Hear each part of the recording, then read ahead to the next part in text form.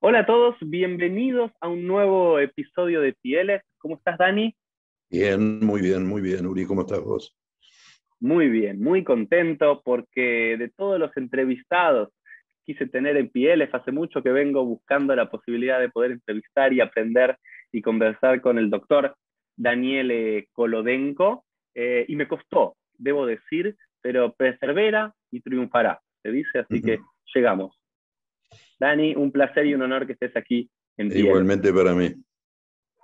Y lo que vamos a hablar con el doctor Kolodenko tiene que ver con uno de sus temas de investigación, de pasión, ahora nos va a poder contar un poco más, que tienen que ver con la Torá y las investigaciones académicas en torno a la Torá, sobre su significado, su historia, la etimología de las palabras, su redacción, su composición, el contexto que tienen las historias bíblicas con otras historias del Antiguo Oriente Próximo, la mitología de aquel momento, ¿no?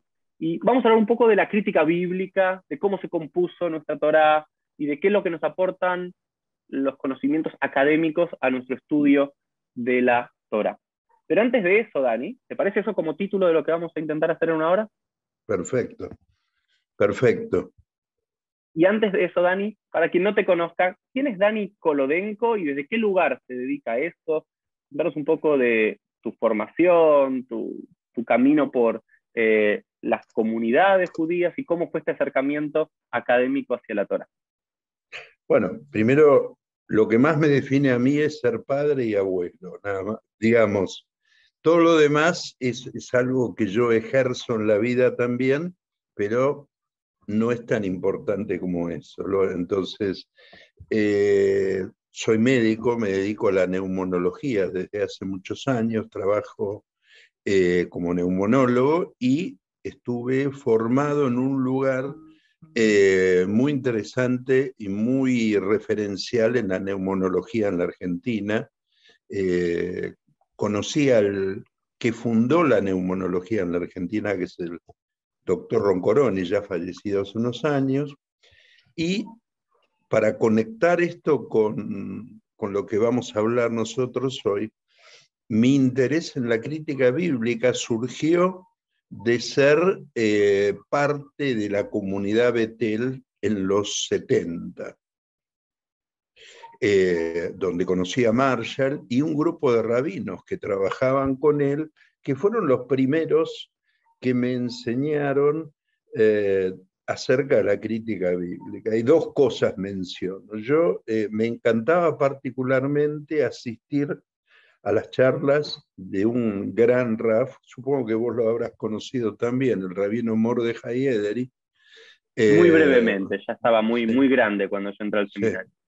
eh, tipo sumamente capaz, formado en una academia marroquí en Fez, él era nacido en Tánger, y realmente muy atractiva la forma en que él abordaba el texto bíblico y daba pie para entender la primera noción que yo tuve de crítica bíblica. Había ahí también, visitando el seminario y visitando los campamentos de Betel, rabinos americanos que tenían una formación muy nutrida en el tema.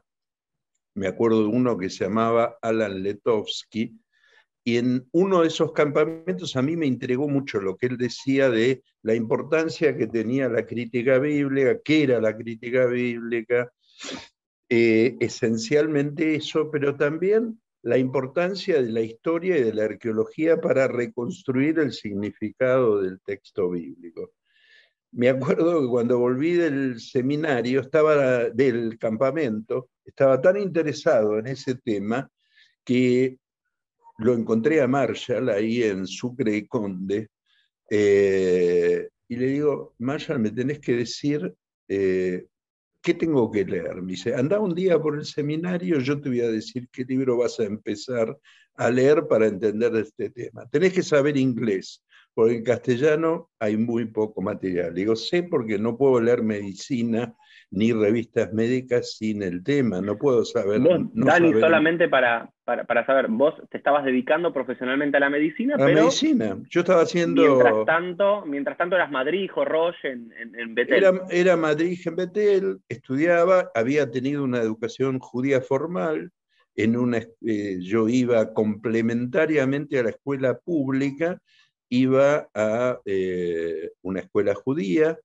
hice el seminario, lo que sería el Tijón, el secundario, en una escuela ortodoxa de Bnei Akiva, que se llamaba Majol de Limudea y Adut, en la calle Tucumán, que era muy interesante como formación, porque aprendíamos cosas muy atractivas, y en el interín también conocí Betel, mientras hacía mi secundario. Entonces Marshall me dice, anda al seminario que yo te voy a dar algo. En ese momento, en el seminario, estaba Suze Harf como bibliotecaria, que había sido la secretaria de Hermann Cohen, el famoso filósofo judío. Y me dice, este es el libro, y me dice, yo te lo presto, tenés que traernos en 7 días, 10 días tenés que leerlo. Ok.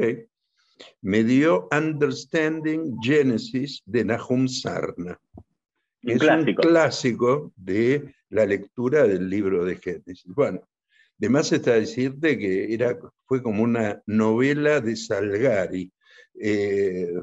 En menos de una semana yo ya lo tenía leído, no solamente leído, releído, y fue lo que motivó el entusiasmo. Yo creo que una de las cosas fundamentales de un moré, de un profesor, de alguien, es generar entusiasmo. No tanto meterle en la cabeza a la gente alguna cosa en particular o repetir o solamente, es generar entusiasmo. Yo creo que mucha gente de esa época a mí me generó un entusiasmo muy particular sobre el tema. Marshall mismo, Mordecai, los diversos rabinos que venían al lugar. Así que bueno, fui estudiando el tema como un amateur, ¿no? Yo no tengo un título académico de estudios bíblicos, nada por el estilo. Yo seguí haciendo mi camino, me formé académicamente como neumonólogo. Muy Punto. bien. Neumonólogo y crítico bíblico, ¿no? No sé cuántos hay en el Ah, mundo, ¿no? No sé cuánto es ese mishmash, ese bueno, conjunto, pero neumonólogo, acá crítico tenemos a uno, bíblico, neumonólogo. Bueno, amateur. pero un amateur, pero, ¿no? Hay un libro que digamos, creo que es tu primer libro en el tema, Génesis, el origen de Sí, las diferencias. sí. Es el primero, salió en el año 2006, eh, y realmente todavía sigo recibiendo comentarios sobre el mismo. Un amigo se lo hizo llevar al Papa, que también me transmitió algunos comentarios. Recibo comentarios Es, frecuentemente sobre es un gente. libro maravilloso, ¿no? Porque Sí, primero vos dijiste algo que pasaba en los 70, pero que no cambió mucho en el año 2020 o 2021, que es que todavía para los que les interesa un poco la crítica bíblica y el estudio académico de los textos bíblicos, la mayoría sigue estando en inglés. sí, No sí, se tal cual. avanzó. Pero entonces tener un libro en español que lo que hace el doctor Dani Kolodenko es primero traducir nuevamente con los saberes académicos y demás el primer libro de la Torá, el Génesis de principio a fin, y luego hacer un comentario, pero no como un comentario de Rashi, como estamos acostumbrados, o no Tal cual. necesariamente Rashi, pero también cita Rashi, digamos, no un comentario, vamos a decir, apologético, podríamos llamar al texto bíblico basado en los Midrashim, necesariamente, sino desde los saberes arqueológicos, históricos, mitológicos, filológicos, para comprender mejor el texto bíblico, que es una maravilla, y hasta el día de hoy esperamos el de Shmot, el de Éxodo, Dani. Vamos a meter presión para Ese que está a salga mitad de pronto. camino, está a mitad de camino. Tiene la mitad, la traducción del texto está completa, o sea, habrá que hacer algunos retoques menores, y estoy en la parte de comentarios y artículos adicionales. Eso es Pero lo si que... seguís, si no pones un fin, en la de Barzov, es como el inicio No, de la Mishnah de obvio, Psahim, ¿no? Hay que poner obvio, un límite porque si no, son esas cosas que siempre hay más para obviamente. poner y comentar. Bueno, Borges, del cual yo, digamos, solamente de admiración y no comparación, decía que él publicaba para no seguir corrigiendo, ¿no? Claro. Y sí. Bueno, Dani, ahora después de esta introducción, de conocerte un poco más, siempre en PLF nos gusta conocer quiénes nos está hablando y desde qué lugar, y desde esta pasión y desde este lugar amateur, pero bien formado en todo lo que es la tradición de la crítica bíblica y demás. ¿Cómo podrías definir a alguien qué es la crítica bíblica? ¿Cuál es un poquito la historia de la crítica bíblica y qué busca el Vicore Tamikra? Sí, bueno, entre otras cosas, uno de los placeres de haber conocido la crítica bíblica en el lugar donde yo estudiaba, en ese seminario, nosotros leíamos la Torá no según traducciones ortodoxas clásicas, como podría ser la de Beno Jacob, sino que nosotros leíamos la Torá según Casuto. Humberto Casuto era un hombre italiano, era yerno de una de las grandes autoridades rabínicas de Italia, que se llamaba Emanuele Artom, y él, a su vez de ser un crítico, un analista bíblico tradicional, un comentarista tradicional, tenía publicadas obras sobre la hipótesis documentaria, la crítica bíblica, o sea, uno tenía cierto contacto con eso. La crítica bíblica es algo así como una contestación a la hipótesis tradicional de la escritura del texto. En la religión judía, en el cristianismo, existe la idea de la autoría mosaica de la Torá, que el Pentateuco ha sido escrito por Moisés. Lo que nosotros llamamos Torá o Pentateuco es de autoría mosaica, significa Moisés lo escribió por inspiración divina. Esta hipótesis posiblemente se desarrolló en la época del Segundo Templo y está cristalizada en una frase en Baba Batra que dice que Moisés escribió no solo el Pentateuco, sino también el Apócope sobre Balaam, salvo los 8 últimos párrafos del libro de Deuteronomio, que ese texto se lo atribuye a Yoshua, dice que eso fue escrito probablemente por Yoshua. Pero no es ese el tema. El tema es que en general la gente de esa época, tanto del Segundo Templo y particularmente la época rabínica, había como un consenso explícito e implícito de que la Torá era de Moshe. Torat Moshe significa la Torá fue escrita por inspiración divina. Esto era incontestable. Incontestable significa no discutible. No había posibilidad de plantear una hipótesis alternativa y probablemente en esa época, si las hubo, no nos enteramos mucho de si alguien planteó algún cuestionamiento. Sí, es decir, que la Torá, desde Bereishit hasta 8 versículos antes que muera Moshe, todo fue escrito allá por el 1300 antes de la común.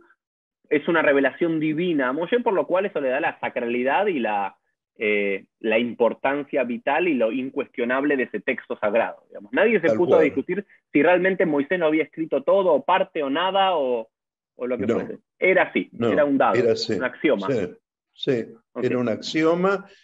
Y yo diría que en general era aceptado universalmente y el cristianismo también planteó ese axioma. El cristianismo cuando surge como una religión separada, en realidad como religión, porque el cristianismo inventa el concepto de religión, en verdad, eh, también asume la idea de la autoría mosaica y de la inspiración divina.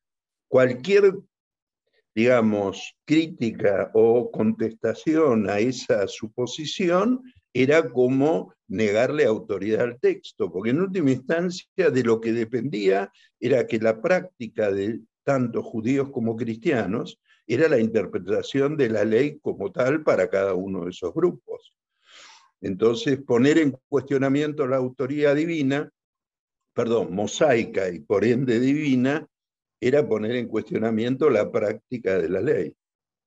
Y entonces, Dani, tanto el mundo cristiano como particularmente el mundo judío, que es el que más nos interesa aquí en Pieles, la respuesta que tuvo frente al axioma de que la Torá es divina inspirada y inspirada por Dios, escrita por Moisés, es que ante cualquier anomalía, cualquier aparente contradicción o falta o problema de la Torá, se encontraba alguna suerte de respuesta apologética, interpretativa, para decir lo que vos pensás que es un error de la Torá, verdaderamente no lo es. Claro, por ejemplo, Moisés no escribió los últimos 8 versículos que suceden, narran lo que sucedió desde que se muere. Entonces, la asunción habitual es, bueno, alguien completó, pero hubo otros que no contentos con la opción de entender que Moisés no pudo haber escrito eso, digamos, utilizaron una explicación profética. Que Moisés, lo lloró, que lloró, lo escribió con sus lágrimas llorando su muerte. exactamente. Moisés era profeta, ergo, Moisés ya sabía lo que iba a pasar y completó él esa parte antes de morir. Correcto. Muy bien. Ahora, la crítica bíblica es justamente una contestación a eso, un planteo justamente se llama crítica porque revisa esa hipótesis de autoría mosaica y dice, no. ¿Por qué? Bueno, la crítica bíblica nace en un contexto determinado. Uno puede decir que hay antecedentes de gente que planteó cosas críticas. Sí, yo diría que la crítica bíblica es hija de la modernidad, primer dato. Y de los primeros albores de la modernidad, que son en el siglo XVII, si vos querés, con ciertos personajes que son muy característicos, Spinoza principalmente, Hobbes, que también es un personaje del siglo XVII, un personaje interesante que es Isaac Lapeyre, también. Podríamos decir varios personajes que empiezan individualmente, porque no es un movimiento de gente que plantea eso, ni una escuela, sino personajes individuales, empiezan a plantear dudas sobre quién escribió la Biblia, cómo se escribió, cómo se redactó, etc. Son dudas individuales. En realidad, la cristalización de esas dudas aparece en el siglo XIX, en realidad, bastante tiempo después. Pero uno puede decir que el siglo XVII, o pensar que en el siglo XVII hubo personajes impresionantes desde el punto de vista de la ciencia, una verdadera revolución científica, Copérnico, Kepler, no solamente Spinoza y los que te mencioné recién.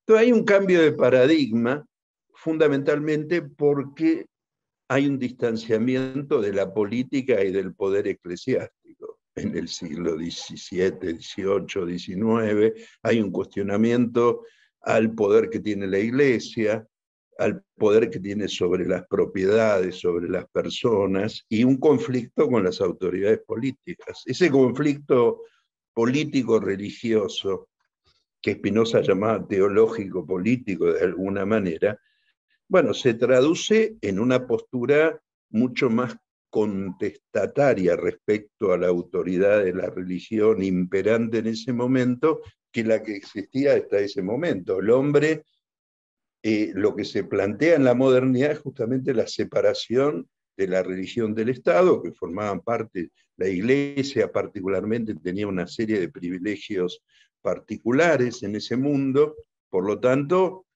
hay como una especie de corriente contestataria sobre los planteos y las asunciones básicos de las religiones, básicas. Entonces aparece la hipótesis de la crítica bíblica. Empieza tímidamente con alguien que dice, hay ciertas contradicciones en los textos, empiezan a analizar la Biblia, no tomándola como un texto religioso, por ende único, de factura única, de autoría única divina, sino, mira, se relata, empiezan a notar ciertas cosas llamativas. En el siglo XVIII, un señor que se llamaba Jan Astric dice, uy, mira, hay relatos que se cuentan 2, 3 veces.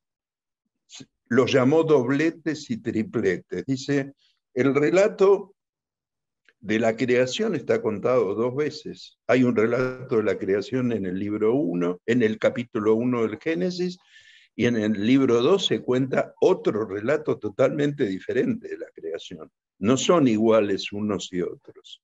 Creo que normalmente eso, Dani, era asumido como que el segundo capítulo, Génesis 2, era una cuestión de un detalle de lo que se relató en Génesis 1, muy simplemente en un versículo, y el hombre fue creado a imagen y semejanza de Dios. Exactamente. Siempre se entendió que no había contradicción entre la primera creación, Génesis 1 y Génesis 2, sino que Génesis 2 era una continuación detallada. Y también justo estamos grabando este episodio en Parshat Noach, y en Parshat Noach también hay un doblete bastante interesante, Total, que a veces no nos total. damos cuenta, de las 2 veces que le dice los animales que tiene que entrar. Exactamente. Y que no son exactamente el mismo relato. Y que son diferentes. Sí. Sobre qué, de si es puro, si es impuro, cuántos de cada cual, son 2 relatos que son contradictorios. Sí, Pero que nosotros, a veces cuando uno pero lo interesante es que cuando uno lo lee y no presta atención a eso, no ve esa contradicción, o ese doblete, 2 historias que son prácticamente iguales, ¿no?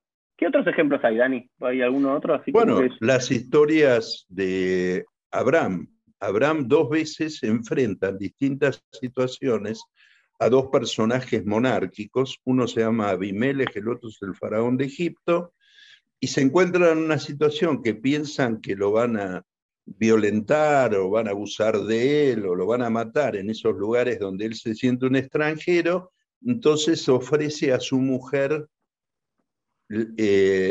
piensa que le van a tomar o le van a robar la mujer, entonces plantea que su mujer, en realidad, para evitar que lo castiguen y se la despojen, dice que es su hermano.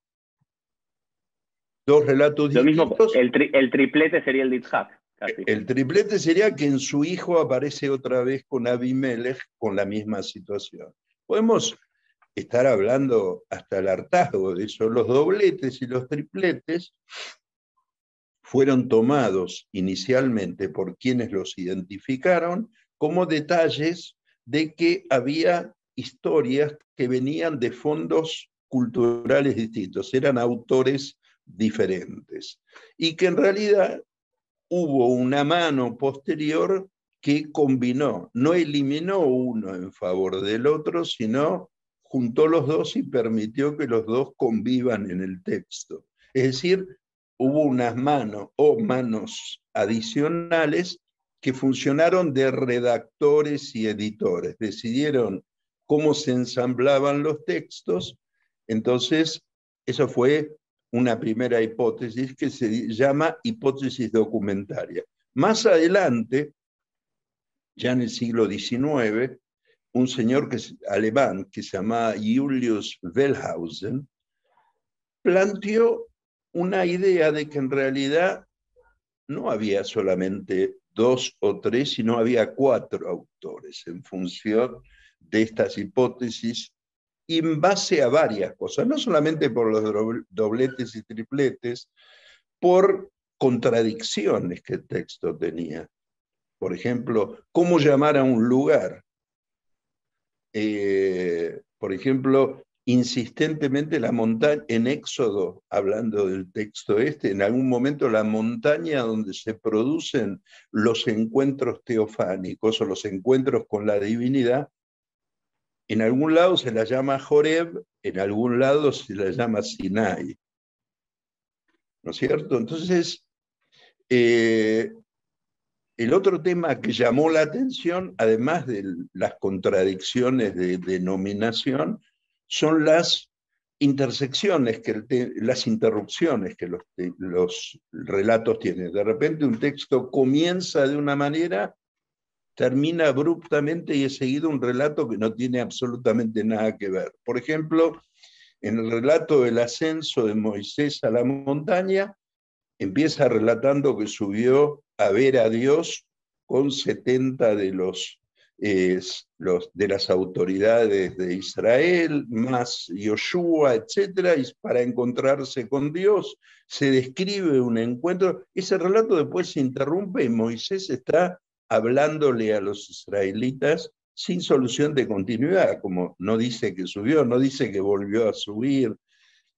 Nuevamente aparece arriba, pero sin los 70, Ahí 70 líderes.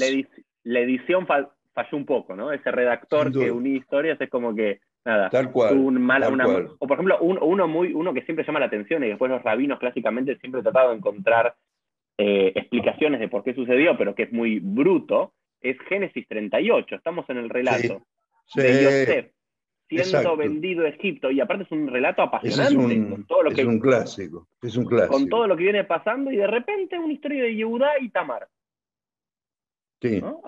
Out of the blue, ¿no? Después los rabinos siempre van a encontrar apologéticamente por qué estaba ahí, pero lo que es interesante es darnos cuenta que realmente es una historia que está donde no tiene que estar, ¿no? Y vos también hablabas de sí. contradicciones. Y por qué se mete Yehudá en esa historia? Porque es interesante, las contradicciones en ese relato es que se cuenta en el 37, por ejemplo, que Yosef fue vendido por de los hermanos, debido a la gran preferencia que muestra el padre Jacob por Yosef, y envidiosos de esa preferencia, le había regalado una túnica multicolor, que era una especie. La túnica multicolor implica como regalarle a alguien, yo qué sé, algo muy valioso. Y los hermanos están muy celosos de eso, lo despojan y planean matarlo. Algunos dicen de matarlo, otros dicen tirarlo a un pozo bueno, dejarlo a su suerte. En el medio intervienen ismaelitas y midianitas. En una parte del relato parece que al final terminan vendiéndoselo a terminan recogiéndolo los ismaelitas o ismaelim. En otro relato son los midianim. No se sabe quién le vende a quién, y Yosef termina siendo vendido a una tercera persona, que es un eunuco de la corte real egipcio que se llama Potifar. Eh, Ese relato también es un ejemplo de duplicación. Pero si uno reconstruye el relato ese que vos decías recién, hay una reconstrucción muy linda hecha por un estudioso bíblico que se llama Lowenstein, muestra claramente que en realidad, en el centro del relato, el que logra que no lo maten y que logra que hagan la transacción ismaelitas, midianitas, es Judá. Por eso aparece Judá en el 38, probablemente. Porque en el relato, una de las hipótesis que yo planteo en mi libro es que hay un ausente que no está presente por una cuestión de imposibilidad cronológica, que es David. En el relato en el relato de todo el libro de Génesis hay menciones recurrentes a David. A David como el gran ausente. La centralidad de Eudá en ese relato se debe a que Eudá es el ancestro de David. Entonces, Correcto. probablemente esa sea una de las explicaciones. Quien escribió estos textos tenía de idea de que David ya lo había sabido de David. Uh-huh. En el, no Bueno, podía... eso es lo que está diciendo Dani, claramente, me parece que nos falta para avanzar en la conversación. Supuestamente, si tenemos la hipótesis tradicional de autoría divina, mosaica y demás, estamos hablando que el texto bíblico del Génesis a Deuteronomio, estamos hablando del 1300, 1400 antes de la era común, cuando el rey David vivió en el año 1000. Entonces, la pregunta es, ¿cómo llega la crítica bíblica a suponer o a teorizar que estos textos en realidad fueron escritos mucho tiempo después de lo que dice que fueron escritos? Bueno, justamente lo que pasó en el medio es que los que escribieron las hipótesis de la crítica bíblica conocieron de historia y de arqueología, empezaron a enterarse de cosas, y muchas cosas históricas que figuran en la Biblia corresponden a conocimientos de lugares que fueron posteriores a la fecha tradicional que había sido fijada.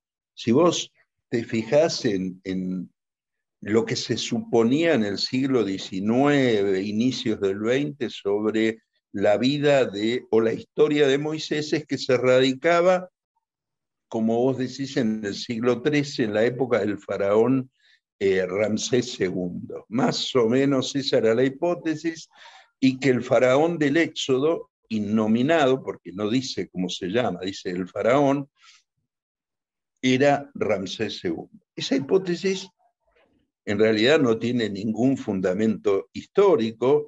Con el avance del conocimiento histórico se mostró que era bastante endeble, y que en el texto se mencionaban lugares, varios, cuyo conocimiento implicaba que la persona que escribió esos textos no vivió en la época de Ramsés, sino vivió mucho después, ciudades o desarrollos que eran imposibles.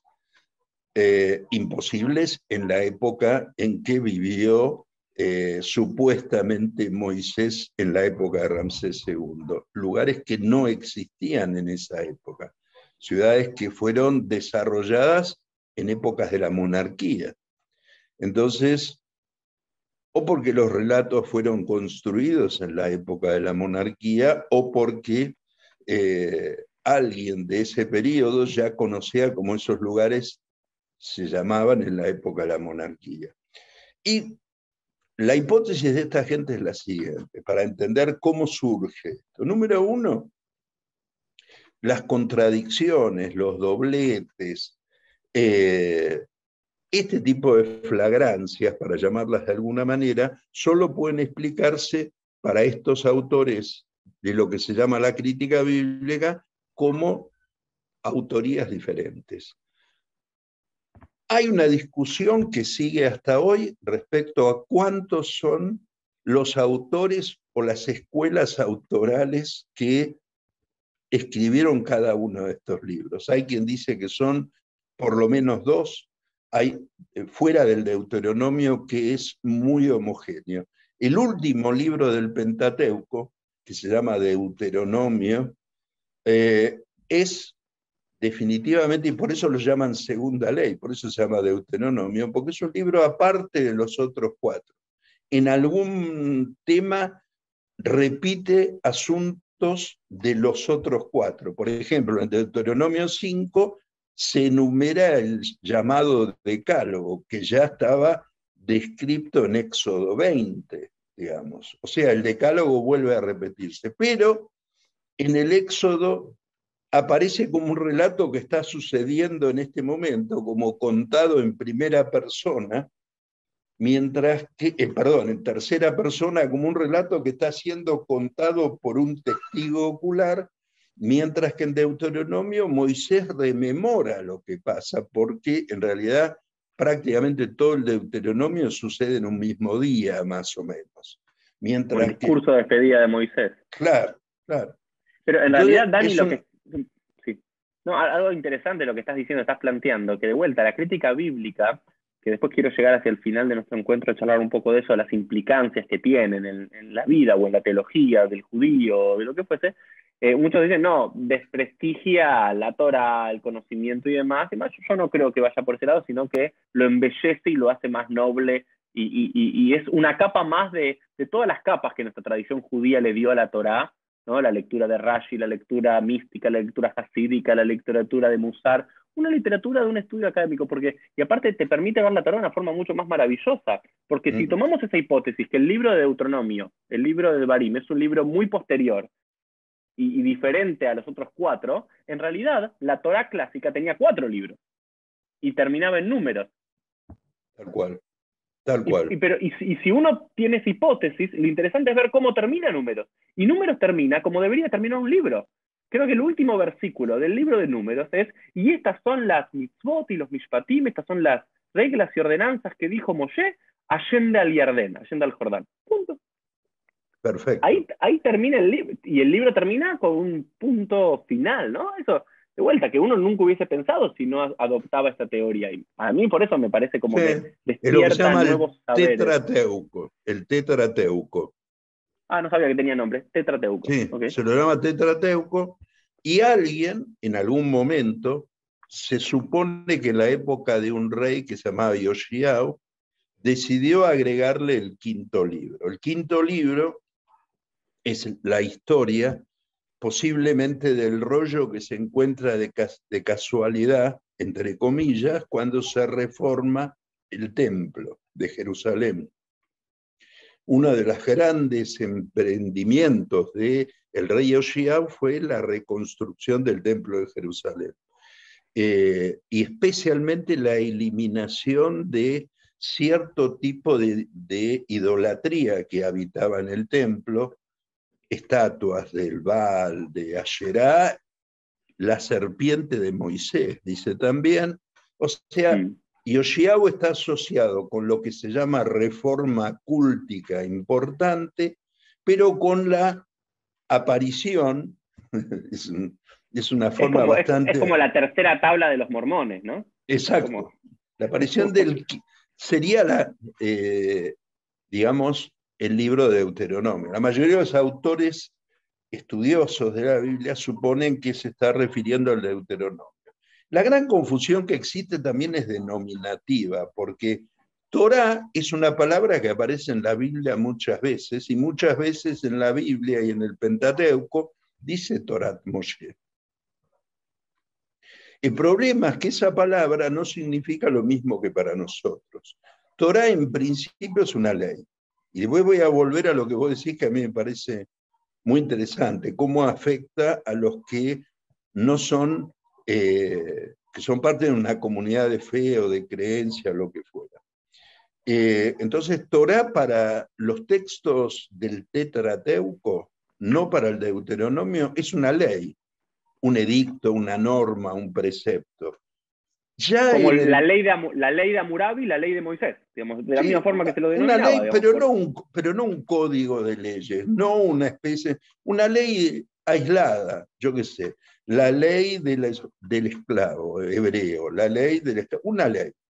Sí, Torat Metzorah, muchas veces aparece Torat Olá, Torat Metzorah, digamos, la ley del sacrificio, la ley de tal, es Torah. Exactamente, exacto. En Deuteronomio ya habla de una colección de leyes. En realidad, ni en ningún lugar de los 4 o 5 libros, la Torá significa lo que nosotros suponemos que es el Pentateuco. No es el Pentateuco, es otra cosa.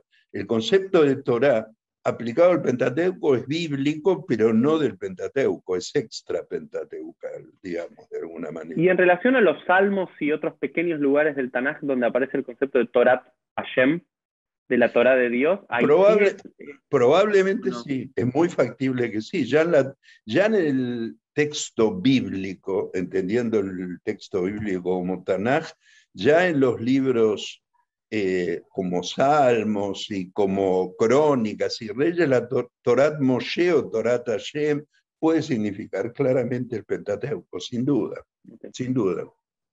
Ahora, la pregunta tuya es más que interesante. ¿Cómo impacta en una comunidad creyente?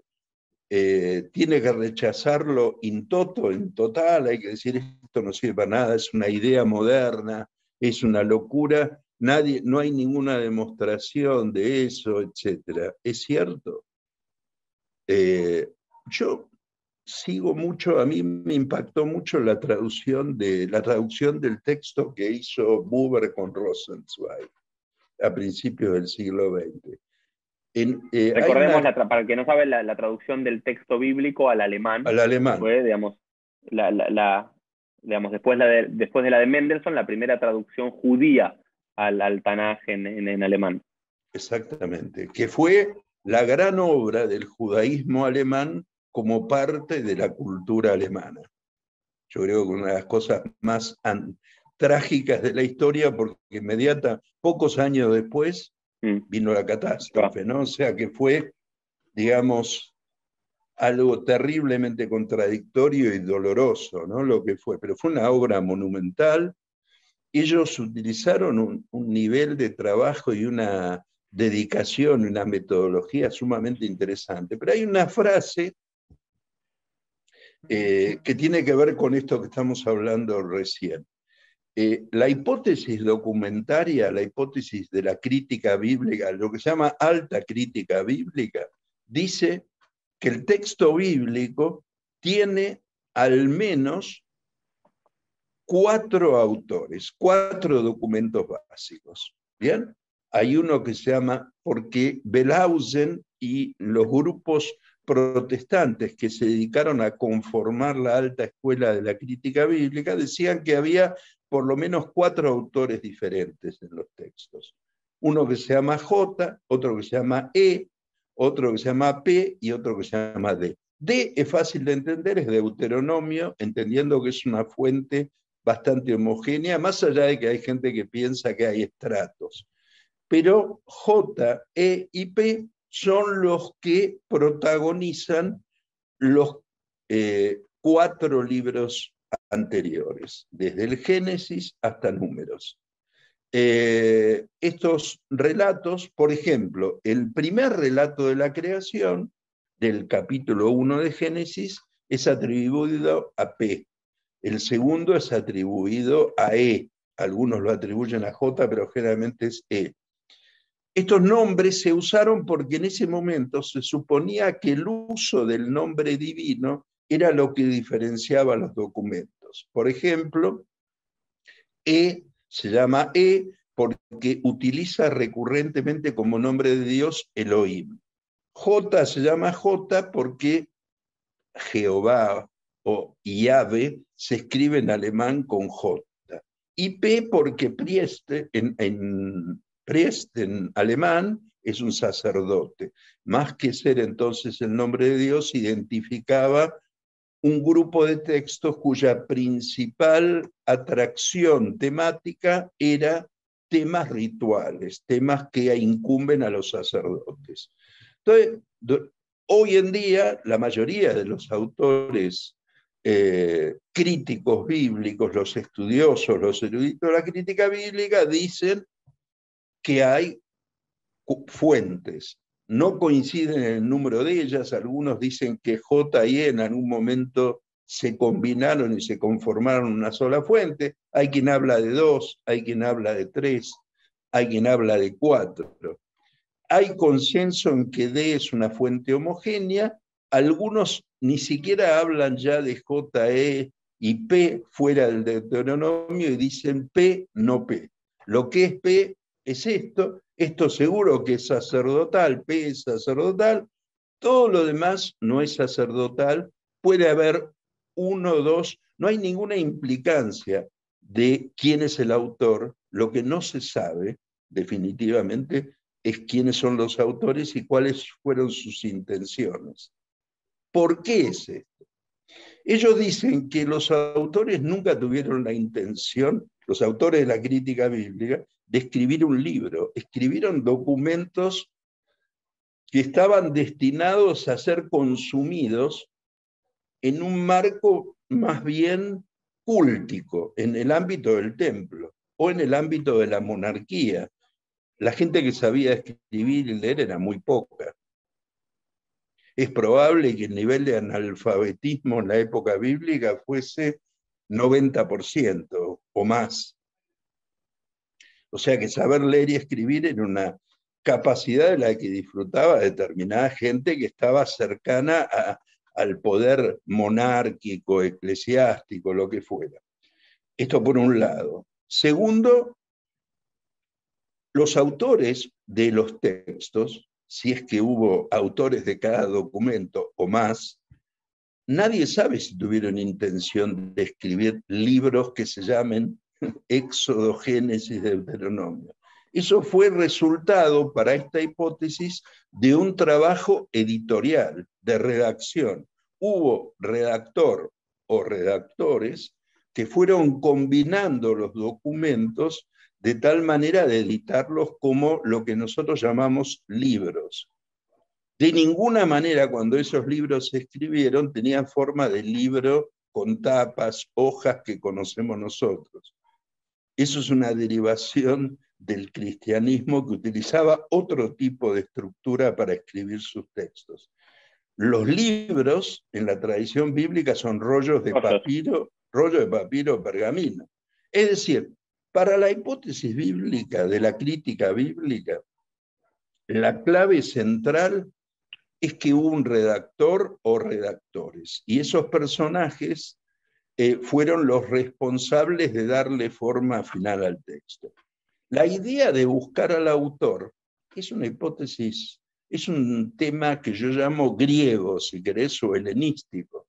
En realidad, en la etapa en que los libros bíblicos y la cultura en la que los libros bíblicos se escribieron, se redactaron, se compusieron, el autor era irrelevante. La idea autorial es una idea helenística, y la intención del autor era, yo sé, Y lo imposible. importante es esa comunidad religiosa cultiva que vivía a través de ese Claro, libro. No importa exactamente no, quién, cómo, cuándo. Y yo siempre lo digo eso, Dani, interesante, no te quiero interrumpir mucho, pero es una idea que quiero, que en la tradición judía, hasta el final de los tiempos talmúdicos, la autoría y quién firma los libros siempre fue relevante y siempre fue un trabajo colectivo. El tal Tanaj como cual, trabajo colectivo, la Mishnah como trabajo colectivo, el Talmud como trabajo colectivo, digamos, de cientos de rabinos o de sofrim y demás, y recién los primeros libros con nombre propio en la tradición judía aparecen en la época de los Geonim. sí, sí, sí, Eso sí, es un sí, concepto tal bastante cual, interesante que de vuelta tal la cual, crítica bíblica vuelve a poner en valor esta idea, ¿no? claro. Sí, no hay la centralidad no está en el autor, como la modernidad. El autor no es el centro, es el texto y su interpretación, como decimos. Es más, en esa carta que yo estaba contando, cuando ellos terminan de la traducción, Rosenzweig le escribe a un rabino alemán, creo, sí, alemán, que se llamaba Jakob Rosenheim. Le escribe, un rabino ortodoxo era, ¿no? Le escribe una carta en la que le dice: nosotros, él se refiere a Buber y a él, tenemos una clara idea de que el texto tiene fuentes diversas y que hay un R. R sería un redactor. Pero lo que ellos llaman redactor, nosotros llamamos rabeino. No sé. Es una hermosura absoluta. Sí, sí, es un midrash en sí mismo, ¿no? Es un midrash en sí mismo Claro. de cómo tomar esa R y decir, bueno, es nuestro maestro. ¿Y qué hay, Dani, para ir, ya estamos cerrando, ¿no? Nos quedan los últimos 15 minutos de nuestro episodio, que es un tema apasionante, ¿no? Creo que te Mm. apasiona a vos, me apasiona a mí, esperemos que a todos los que nos están escuchando también, porque tiene que ver, me parece, con la honestidad intelectual, con abrirnos al texto, hacia la pregunta, hacia la crítica, y no denostarla de la nada, ¿no? De decir, no, lo que estás viendo es una tontería o sos un hereje por pensar que puede haber una crítica, una falla en el texto, sino que es un texto que lo importante no es su autor, sino el texto, como bien decís, en tiempo, más o menos, ¿en qué momento histórico está ese R? ¿Se supone algo? ¿En la época decía, de Esdras? ¿En qué momento estamos hablando de que la Torá se compone redaccionalmente como lo conocemos hoy? Más o menos. Bueno, probablemente un libro como de esto hubiese ya escrito antes de la época de Esdras, probablemente del Deuteronomio, pero hubo cierta, algunos plantean que hubo cierta urgencia en redactar la forma final del Pentateuco bajo dominio persa. Los persas eran un imperio poderoso que le permitía, estamos hablando de los persas aqueménidas, ¿no? De Ciro, Darío, etcétera, que derrotaron a los babilonios y le permitieron a los judíos exilados, judíos como habitantes de Yehudá, no De como Yehuda. religión, judeos sería, volver de Babilonia, y empieza lo que se llama el retorno del exilio. Bajo esa autoridad persa, probablemente se hayan redactado los textos. Algunos plantean una redacción muy posterior para la época helenística. Es cierto, hay ciertos libros bíblicos que son helenísticos, sin duda. Daniel, por ejemplo. Daniel cuenta una historia que sucede bajo Antíoco Epifanes. Lo hace metafóricamente, la sitúa en Babilonia, pero definitivamente es una historia indiscutiblemente helenística. Pero muy probablemente el Pentateuco estuviese ya completo en la forma que lo conocemos lo conocemos hasta cierto punto, digo yo, porque hay una etapa, yo no me quiero meter en este tema, quizás sea tema de otra conversación, que yo, no lo digo yo, la gente que estudia estos temas dicen que es una etapa líquida. El texto no está totalmente constituido como lo tenemos nosotros. Nosotros tenemos una versión del texto que se llama masoratí, masorética. Es una versión que se terminó de cristalizar en su versión definitiva. Yo tengo una Torá aquí que es igual a la que vos tenés en tu casa y es igual a la que está en el templo. Todos tenemos la misma, no hay ninguna divergencia textual. ¿Por qué? Porque hubo un consenso a nivel de la comunidad judía, para llamarla de alguna manera, del pueblo, de considerar una versión que se congeló en el siglo X en Tiberíades como la versión definitiva, conformada por un grupo de tipos que eran copistas, editores y cuidadores del texto bíblico, que se llamaban los Masoratim, que vivieron en el norte de Israel hacia el siglo X-XI. Tenemos ¿Bien? un episodio aquí de Pieles dedicado especialmente a eso con el rabino Nathan Baingortin, que estudiamos la fluidez del texto bíblico y las diferencias. Claro, Así que claro. después voy a O sea poner que el link para los que hasta quieren. entonces hay variedades. Uh-huh. ¿Cómo sabemos de eso? Bueno, la arqueología. Para darte un ejemplo, nosotros ya comentamos antes una cosa muy breve, que el Deuteronomio repite ciertas cosas que dicen textos previos. Por ejemplo, la segunda versión del Decálogo está en el Deuteronomio. ¿Son idénticas? No. Pero, ¿por qué no son idénticas? Bueno, probablemente porque fueron escritas por distintas personas, usan diferentes palabras, no conceptualmente no son idénticas. Lo que Sí, complicó hay más, bab de más, bab de menos, alguna que otra exacto, palabra, y después el sí, mandamiento de Shabbat es el más diferente conceptualmente. exactamente, exactamente. Utiliza, se construye distinto a lo que supone que fue escrito en épocas diferentes. Pero hay cosas que fueron complicando. Hacia fines sí, del siglo XIX se encontró un papiro que se llama Papiro Nash. No sé si. Papiro Nash tiene una versión del Decálogo alternativa a esas dos, que en realidad la mayoría, perdón, coincide en el sentido de que hay veces que parece la versión del Éxodo y en otras partes es como la versión del Deuteronomio. A veces combina las dos cosas y a veces no es coherente con eso. Con lo cual, el descubrimiento de los rollos del Mar Muerto, antes, digamos, hacia el año 48, también mostró que había versiones alternativas.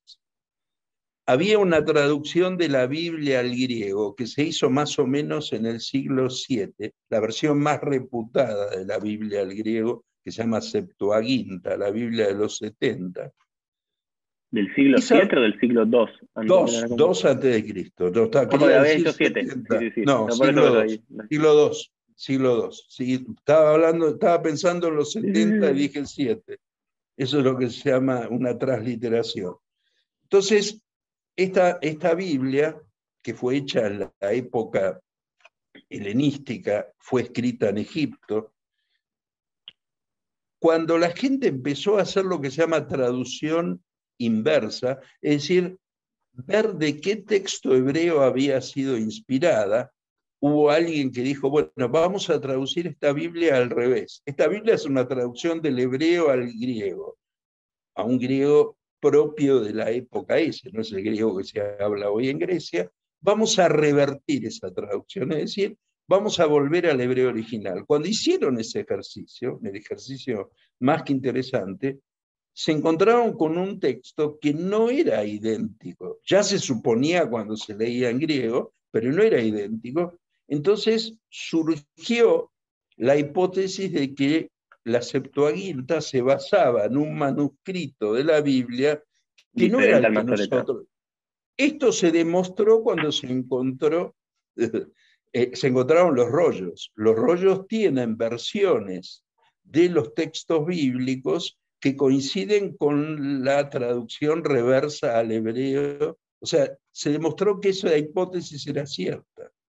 Y Dani, nos quedan 6 minutitos nada más. Sé que estás Sí. muy, muy, muy ocupado y no quiero sacarte más No, no, tiempo. Tengo una última pregunta y después un ping-pong final muy breve que terminamos dale. con todos nuestros invitados. La última pregunta tiene que ver con esto central. Muchas veces, y está muy en boga esta noción de decir dentro de ciertos espacios ortodoxos, ultra ortodoxos dentro del judaísmo, no voy a poner a todos en la misma bolsa, de denostar todo intento de crítica bíblica por pensar que uno está denostando al Tanaj y que lo único importante son las interpretaciones talmúdicas, midráshicas, rabínicas, clásicas, hasta el inicio de la modernidad.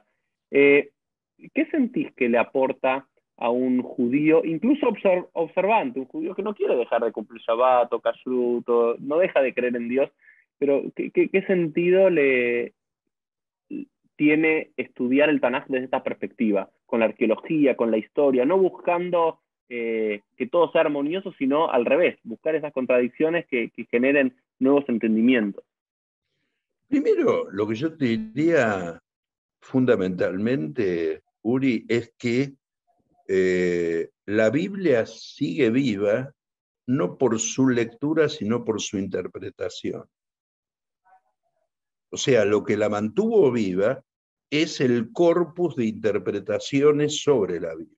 La Biblia es un texto, en última instancia, congelado en un momento de la historia. Es decir, y en un contexto, uno tiene que admitir que está contextualizado. Si no lo contextualiza, hay cosas de la Biblia que jamás uno asumiría en la vida cotidiana. Bueno, la ley taliónica es una realidad.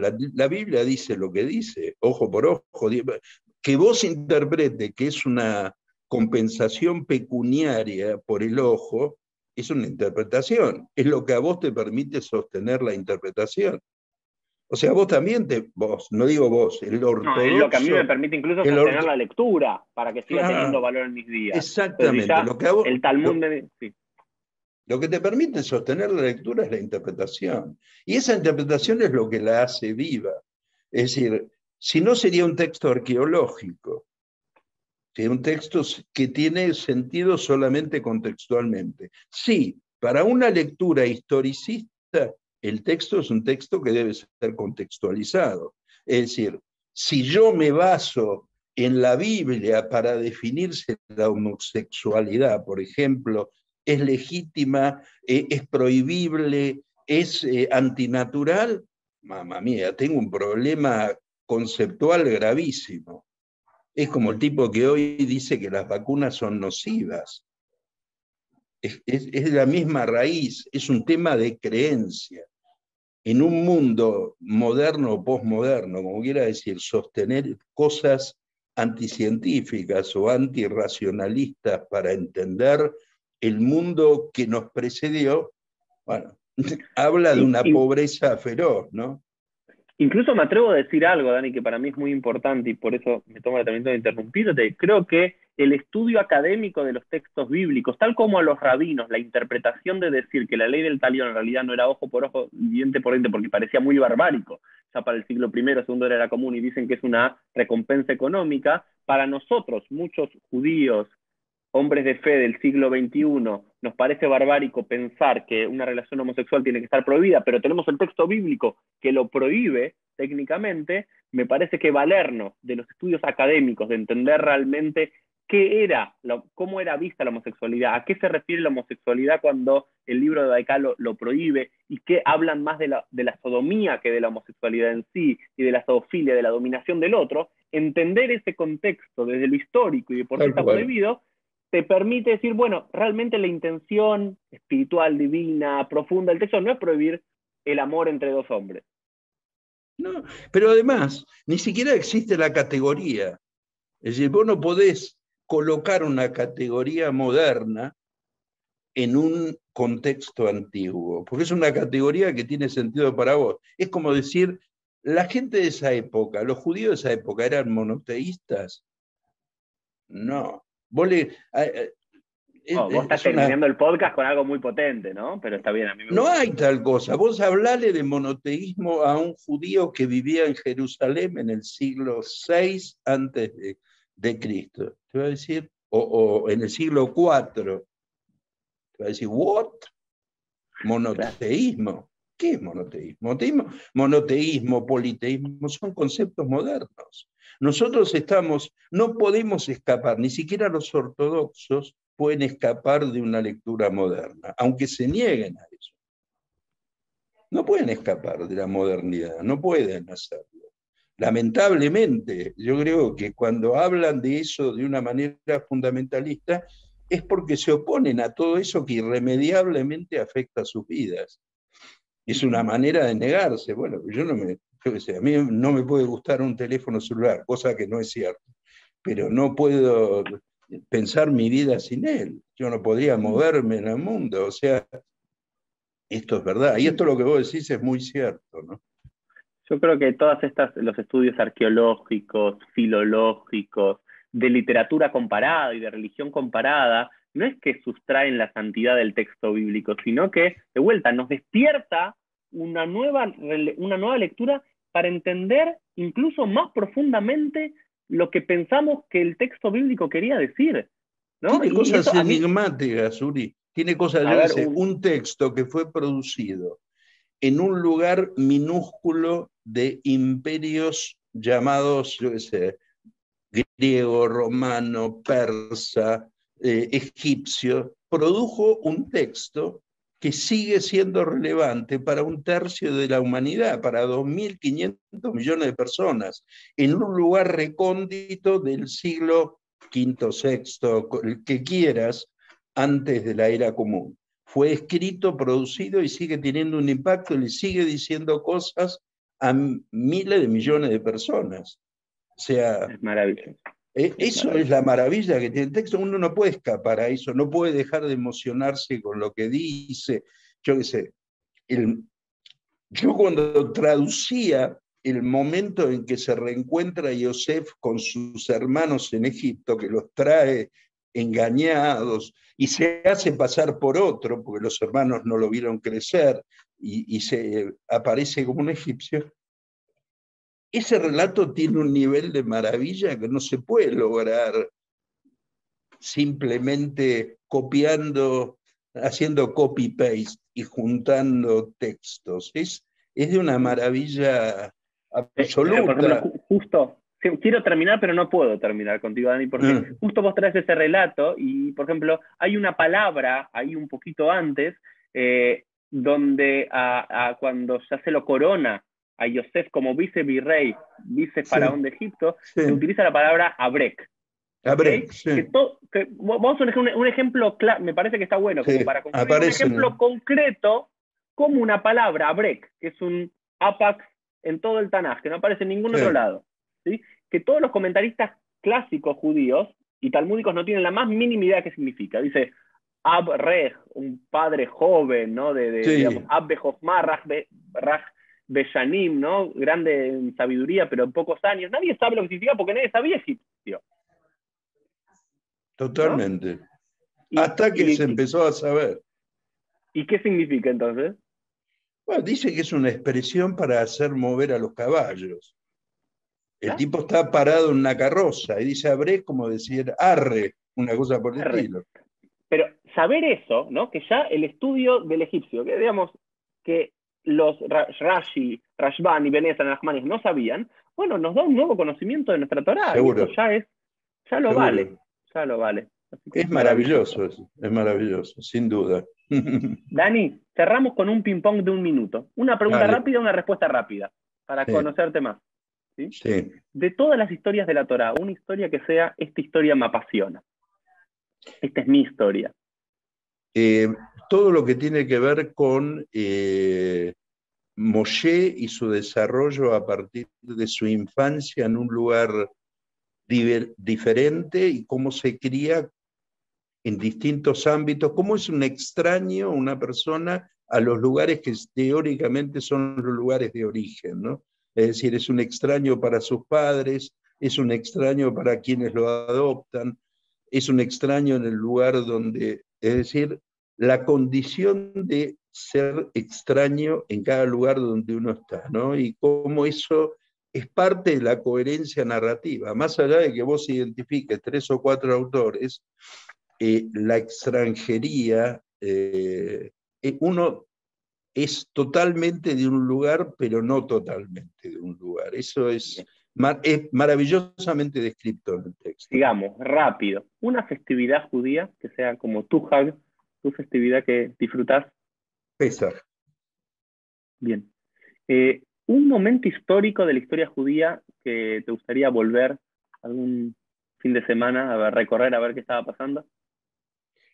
La época de los Macabim me hubiera gustado conocer, ver bien cómo fue la ruptura, que ahí hubo una ruptura con la concepción tradicional y se impuso. Me gustaría conocer más qué es lo que sucedió y cómo fue, solamente por Sí, interés curiosidad. histórico, por curiosidad. ¿Algún personaje histórico de la historia judía que te gustaría tomar un café para charlar un ratito y que te Eh, cuente más? Rashi me parece un modelo de académico impensable. Él trabajaba no solamente en el marco de la comunidad, pensá vos que era un tipo que trabajaba interdisciplinariamente. Él tenía una especie de intercambio sobre el estudio bíblico con monjes de una abadía francesa que se llamaba Saint-Victor. Tipo tenía una interacción con el mundo no judío muy activa. Era un tipo que utilizaba un francés florido y tenía una cultura. A mí me parece que ese tipo de personaje, el tipo que no está cerrado al interior de su condición judía, que está abierto, que interactúa con el mundo, me parece un personaje. Y yo conocí un personaje que a mi gusto fue uno de los impactos, es haber pasado todo un sábado con Yeshayahu Leibovich en el año 77, en un hotel, no se podía mover del hotel porque era datí, y entonces nadie le daba bolilla porque la mayoría de la gente no sabía quién era, y bueno, tuve la oportunidad de estar todo un sábado a la tarde con él hablando. Eh, lo que él planteaba me pareció una cosa, todo el planteo, el personaje, me pareció ese tipo de personajes que uno dice, uno tiene una oportunidad en la vida de conocer a alguien Ya así. sé. Bueno, tuviste la oportunidad, no de Rashi, pero sí de Sí, Yeshayahu Leibovich. Dos más y sí. cerramos. Una mitzvah que te consideres que es importante.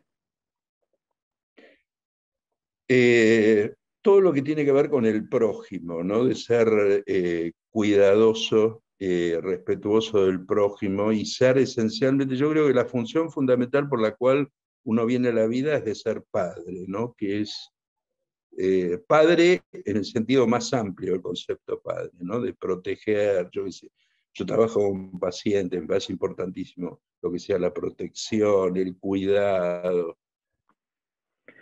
Y Pieles no solamente lo ven judíos, lo ven muchos no judíos, atraídos por las fuentes del conocimiento judaico. Y siempre me gusta terminar con lo que creas que es un mensaje judío para el mundo, ¿no? Siempre digo que los judíos muchas veces estuvimos muchas veces pensando durante los últimos 2000 años solamente en nosotros y para nosotros, pero creo que el Tanaj, la Torá, los temas que vos te dedicás, Dani, desde tu pasión, tienen un mensaje universal. ¿Cuál podría ser alguno de esos? El estudio como una meta inacabada siempre, ¿no? O sea, una cosa que no tiene fin. El placer, el estímulo que genera estudiar, conocer, ser crítico, parece a mí que es un mensaje básico. La enseñanza está en el centro del judaísmo. Lo que lo conforma es que todos podemos ser enseñantes y enseñados, ¿no? Dani, muchísimas gracias por tu tiempo, por tu Un conocimiento y por gusto tu grande, pasión. Y un nos gusto vemos todos grande. en un próximo episodio de Pieles. Chau, chau. Suerte, que vaya muy bien.